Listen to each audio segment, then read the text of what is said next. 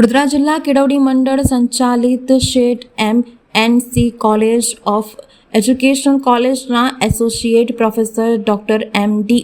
પ્રજાપતિ અને સેમેસ્ટર 4ના તાલીમાર્થીઓને વિદાય સમારંભ તથા ઇનામ વિતરણ કાર્યક્રમ વડોદરા જિલ્લા કેળવણી મંડળના પ્રમુખ શ્રી શશિકાંતભાઈ એચ. પટેલના અધ્યક્ષ સ્થાને યોજાયો હતો.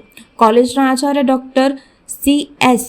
સંગાડાએ સાપ્તાહિક સ્વાગત કરી મહેમાનોને આવકાર્યા અને શુભેચ્છાઓ પાઠવી હતી. વિદાય થનાર પ્રોફેસર ડૉક્ટર એમ.ડી. પ્રજાપતિનું શ્રીફળ, શાલ, મોમેન્ટો, સન્માનપત્ર આપી સન્માન કરવામાં આવ્યું હતું. પૂર્વ અધ્યાપિકા રક્ષાબેન પારેખ તરફથી ગોલ્ડ, સિલ્વર, બ્રોન્ઝ મેડલ અર્પણ કરવામાં આવ્યા હતા. કોલેજના ભૂતપૂર્વ તાલીમાર્થી ડૉક્ટર નિતેશ ઠાકરનું શ્રેષ્ઠ શિક્ષક એવોર્ડ આપી બદલ સન્માન કરવામાં આવ્યું હતું. દાતાશ્રીઓ તરફથી મળેલ પારિતોષિક તાલીમાર્થીઓને પ્રમુખશ્રીના હસ્તે અર્પણ કરવામાં આવ્યા હતા. કાર્યક્રમમાં કેમ્પસના આચાર્ય, ભૂતપૂર્વ સ્ટાફ, મહેમાનો અને તાલીમાર્થીઓ ઉપસ્થિત રહી કાર્યક્રમને સફળ બનાવ્યો હતો. હાલ સમગ્ર કાર્યક્રમનું આયોજન ડૉક્ટર વૈશાલીબેન પટેલ અને ડૉક્ટર ભૂમિકાબેન મકવાણા દ્વારા કરવામાં આવ્યું હતું. કાર્યક્રમના અંતે ડૉક્ટર એ.પી. મકવાણાએ આભાર પ્રગટ કર્યો હતો.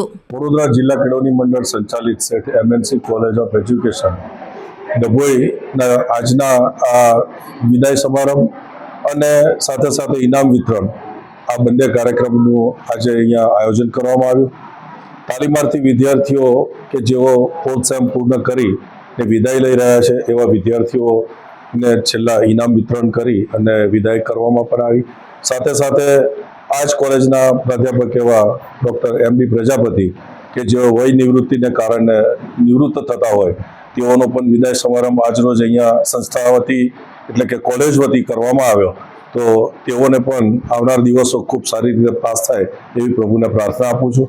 સાથે સાથે આ જ સંસ્થાના પ્રાધ્યાપિકા એવા રક્ષાબેન પારેખ કે જેઓના પરિવાર તરફથી આ જ સંસ્થાને રૂપિયા 10 લાખ જેવું માતબર દાન આપવામાં આવ્યું અને ચાલુ વર્ષે તાલીમાર્થી વિદ્યાર્થીઓને પુરસ્કારિત કરવા માટે 50,000 રૂપિયા જેવું દાન આપી અને મેડલ આપવામાં આવ્યા. એ બદલ સંસ્થા વતી તેઓનો પણ ખૂબ ખૂબ આભાર માનું છું. આમ ખૂબ સારા પ્રસંગને લઈને આજનો આ કાર્યક્રમ અહીંયા પૂર્ણ કરવામાં આવ્યો. સૌ તાલીમાર્થી ભાઈઓ બહેનો, પ્રાધ્યાપકશ્રીઓ, સૌ આ સંસ્થાની કોલેજોના પ્રિન્સિપાલશ્રીઓ તથા આમંત્રિત મહેમાનો અહીંયા ઉપસ્થિત રહ્યા, ભૂતપૂર્વ પ્રિન્સિપાલશ્રી, ભૂતપૂર્વ પ્રાધ્યાપકશ્રીઓ તથા પ્રેસ મીડિયા